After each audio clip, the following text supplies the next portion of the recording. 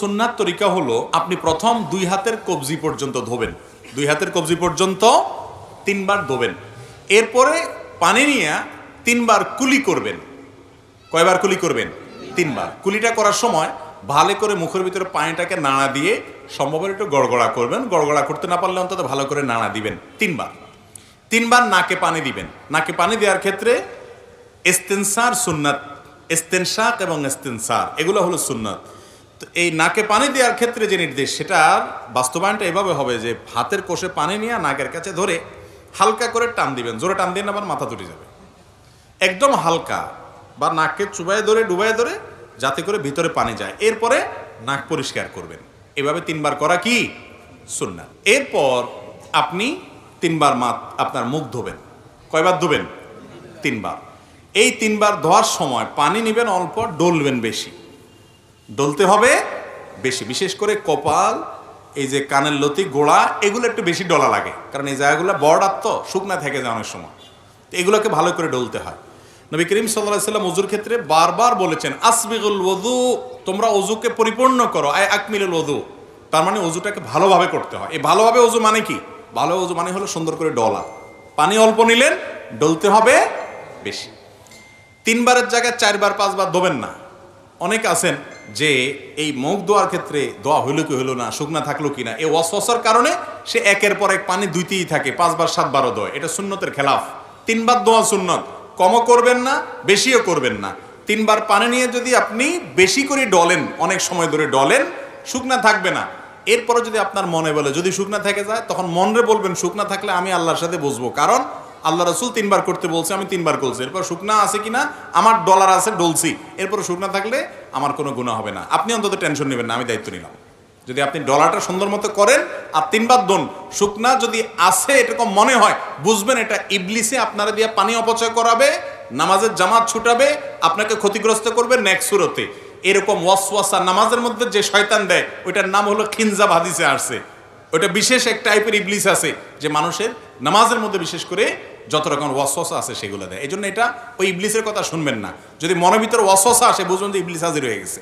আপনার অজুতে বেশি পানি নষ্ট করায়, বেশি সময় নষ্ট করায় আপনাকে ক্ষতিগ্রস্ত করবে। আপনার মনে হবে যে তিনবার জায়গায় আমি পাঁচবার দিতেছি, আমি তার বেশি ভালো করতেছি। বেশি ভালো, বেশি ভালো, এই বেশি ভালো তো ভালো না। বেশি ভালো কি ভালো? ভালো না। তাহলে কয়বার দিতে হবে? তিনবার। এই তিনবার ধোবেন। দাড়ি যদি পাতলা হয় তাহলে একেবারে গোড়া পর্যন্ত যেন যায়, এরকম পানি দিয়ে চেষ্টা করবেন আপনার গোড়া পর্যন্ত পানি পৌঁছানোর। গেল এটা। এরপরে তিনবার হাত ধোবেন। এই হাত ধোয়ার ক্ষেত্রে আগে ডান হাত ধোবেন, সবাই তো ডান দিয়ে শুরু করি আমরা আলহামদুলিল্লাহ। এই কোণে পর্যন্ত ভালো করে ডলবেন, পানি নেবেন অল্প। এরপরে তিনবার বাম হাত ধোবেন, শেষ। শুরুতে বিসমিল্লাহ বলবেন, বিসমিল্লাহ বলেই করবেন। আরেকটা জিনিস রয়ে গেছে, মেসওয়াক, গুরুত্বপূর্ণ জিনিস। অজুতে শুরুতে আপনি কি করবেন? মেসওয়াক করবেন। মেসওয়াক তো এখন আমাদের আর নাই, হারায় গেছে। কয়জনের পকেটে মেসওয়াক আছে দেখাতে পারবেন এখন? দুইজন, আর হয়তো দুই চারজন হবে। মেসওয়াক নাই। ভালো করে শুনে রাখেন। নবী করিম সাল্লাল্লাহু আলাইহি সাল্লাম বলেছেন, লাউলা আন আশুক্কা আলা উম্মতি লা আমারতুহুম বিসওয়াক, যদি আমার উম্মতের জন্য মেসওয়াকটাকে আমি কঠিন মনে না করতাম, আমি মেসওয়াক করাটাকে আবশ্যক, ফরজ ওয়াজিব করে দিতাম, অর্ডার জারি করে দিতাম যাতে সবাই মেসওয়াক করে। কারণ মেসওয়াক এটা মোমেনের জন্য, ইমানদারের জন্য অনেক উপকারী একটা জিনিস। এটা শুধুমাত্র দাঁত পরিষ্কার করো না, এটার সাথে অনেক কিছুর সম্পর্ক আছে, ইমানের সম্পর্ক আছে। ইমানে মৃত্যু যে আমলগুলোর মাধ্যমে হয়, সে আমলগুলোর মধ্য থেকে একটা হলো মেসওয়াক। মেসওয়াক বেশি বেশি করার মাধ্যমে মৃত্যুর সময় ইমান নিয়ে যাওয়ার তৌফিক নসিব হয়। প্রিয় নবী সাল্লাল্লাহু আলাইহি সাল্লামের জীবনের শেষ আমল কোনটা জানেন? একবারে শেষ আমল, যার পর আর কিছু করতে পারেন নাই, নিঃশ্বাস বন্ধ হয়ে আল্লাহর কাছে চলে গেছেন, রফিকে আলার সাথে সাক্ষাৎ করতে গেছেন, সেই শেষ আমলটা ছিল মেসওয়াক। ওযুতে ওই মেসওয়াকটা বিশেষভাবে খেয়াল করবেন, বিসমিল্লাহ বলে করবেন। শুরুতে দুইটা মিস্টেক ছিল, বলে দিলাম। এবার আসি, দুই হাত ধোয়া শেষ, মাথা মাসে করবেন। ভিজা হাতরে এইভাবে পুরো হাত ভিজানোর পর এই হাতকে আপনি মাথায় দিয়ে এভাবে টান দিবেন। টান দিয়ে একেবারে পেছন পর্যন্ত নেবেন।